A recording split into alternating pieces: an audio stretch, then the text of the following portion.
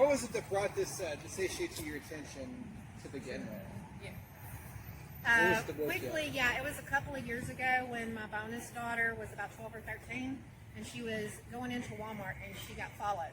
Her and her friend were followed around Walmart, out into the parking lot, a couple of men. And I read an article, I don't know where, about child trafficking in Longview, Texas. The people were, grabbing them from the parking lot, snatching them up, hitting I-20, and they were out. So I was always on her, da-da-da-da-da. So that's kind of what got me started several years ago. Then what really kicked in was obviously some of the documentaries that come out. I'm not going to name names. And so I saw that, and I started researching, and that's what really kind of got me here. That's where I got started.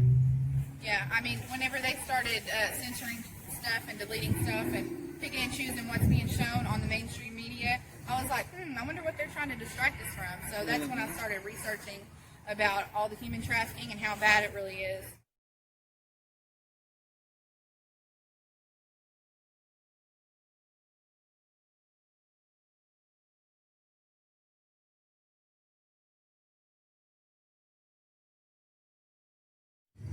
Our children are not for sale. Well, what was the turning point that made you decide to get involved and start becoming proactive with this? What's that all that involved? Because they don't have a voice, so we have to be their voice for them. And if you're not out spreading awareness or donating or doing something to help the kids that don't have a voice and they can't ask for help, then your silence is giving them consent, giving consent to all the human traffickers and pedophiles that your children are free-range pickings. Right. Exactly. I believe like our voice is louder in unison. My voice is loud, but me and her together, the first week, we were loud. Then we were 20, now we're more. So I think that being proactive, it's a must. You have to say them somebody. Yeah, because the first week it was just 5 of us, and now it's like, so our voice is louder in unison. Yeah.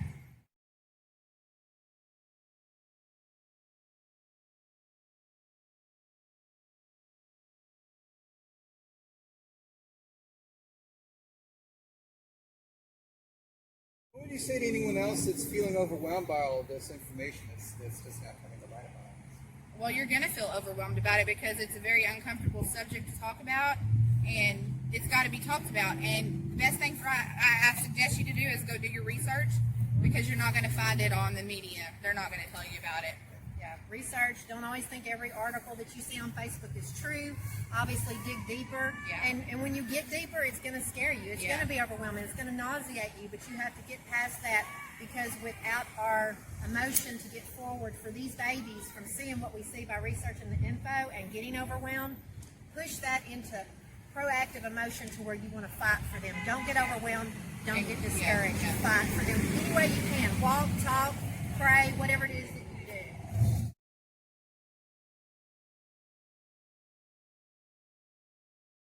I've been in the medical field for over 20 years. I know it's always been an issue, and I've always been passionate about it. It has more of it's really gaining momentum now. There's a platform, and so I'm not just talking about it, I'm doing something about it. So. Excellent. Hi, my name's Madonna. I'm actually new to the group, a couple of weeks. I'm a high school teacher right here at Longview High School, and basically that I've been in it for 13 years, and just being around students and kids, it's just a real big passion for me to have people aware of this right here. Bringing awareness to save our children. We have a big problem in America that nobody wants to address and nobody wants to do anything about. And it's not even, it's in our hometowns, it's in our backyards, and human trafficking is the highest growing crime in the world. And we even have the rich politicians out there running free and not getting anything, and they're involved with Epstein and nobody wants to talk about it. We have to be the voices for our children. We have to stand up for them and change the generation for our children and our grandchildren, so something can stop this horrible thing going on.